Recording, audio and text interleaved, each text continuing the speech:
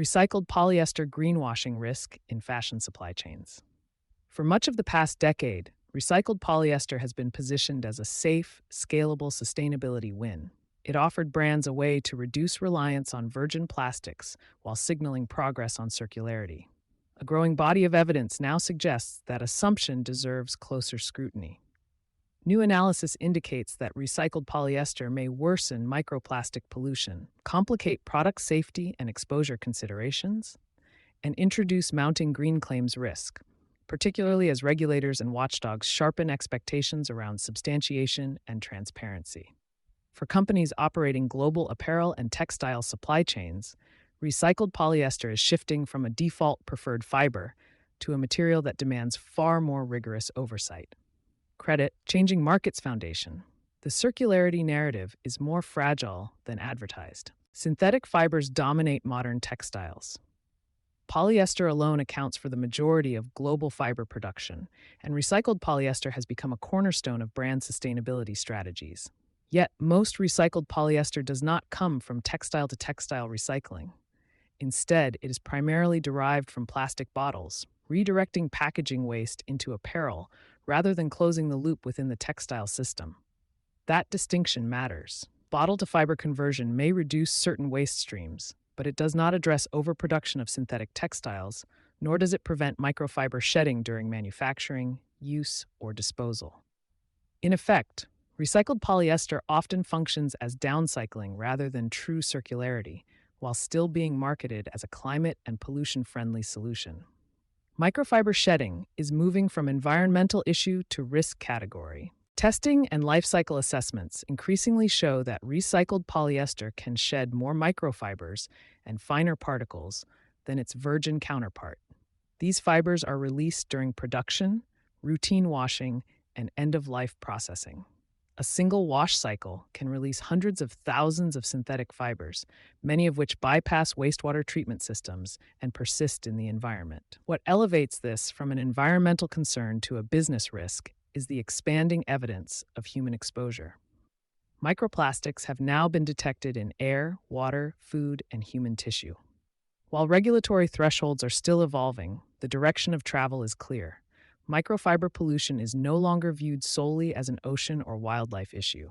It is increasingly discussed in the context of health, exposure, and product responsibility. Green claims are becoming a liability multiplier. Beyond environmental performance, recycled polyester introduces a second, more immediate risk: claims integrity. Audits of product listings, packaging, and physical labels have revealed inconsistencies between how garments are marketed online and how they are labeled at point of sale. In some cases, items promoted as containing recycled materials were labeled simply as polyester or shifted descriptions over time. These discrepancies may appear minor, but they are precisely the type of misalignment regulators and plaintiffs increasingly target in greenwashing cases. As enforcement tightens across the US, EU, and other major markets, recycled content claims now require the same rigor as financial disclosures. Brands that cannot substantiate recycled percentages, sourcing pathways, and material performance across channels risk regulatory scrutiny, legal exposure, and reputational damage. Why procurement can no longer treat recycled polyester as low risk.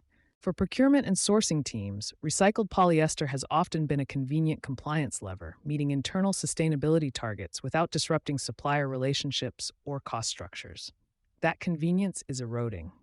Key risk signals now include verification gaps, limited traceability from feedstock to finished garment, performance trade-offs, higher microfiber shedding undermines pollution reduction claims, claims exposure, misalignment between marketing language and physical labeling, regulatory momentum, growing focus on unintentional microplastic release and misleading environmental claims.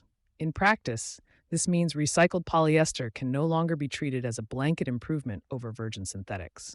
It must be evaluated alongside durability, shedding performance, end-of-life outcomes, and claims defensibility. Policy direction is narrowing the margin for error. Regulators are increasingly signaling that downstream mitigation alone, such as filters, capture technologies, or consumer guidance, will not be sufficient. Policy discussions are shifting towards source reduction, design responsibility, and limits on synthetic fiber proliferation. Emerging frameworks in Europe and international negotiations on plastics point toward tighter controls on microplastic release, greater accountability for product design choices, scrutiny of recycled and circular claims that lack system-level impact. For multinational brands, this means today's sourcing decisions may be judged against tomorrow's standards. What leaders should reassess in 2026? Recycled polyester is not disappearing, but its role is changing. Companies that continue to rely on it should adjust governance accordingly. Priority actions include separating waste diversion from pollution reduction in ESG reporting, requiring consistent substantiation across marketing, labeling, and supplier documentation, updating supplier contracts to address verification, testing, and liability for claims, reevaluating material strategies to reduce overall reliance on synthetic fibers, recycled or otherwise, preparing for microfiber-related expectations in product design and performance. The central takeaway is not that recycled polyester is inherently bad, but that it is no longer a free pass. As scrutiny intensifies, the material sits at the intersection of environmental performance, health considerations, and claims credibility. You've been listening to Sustainability Soundbites by Environment and Energy Leader.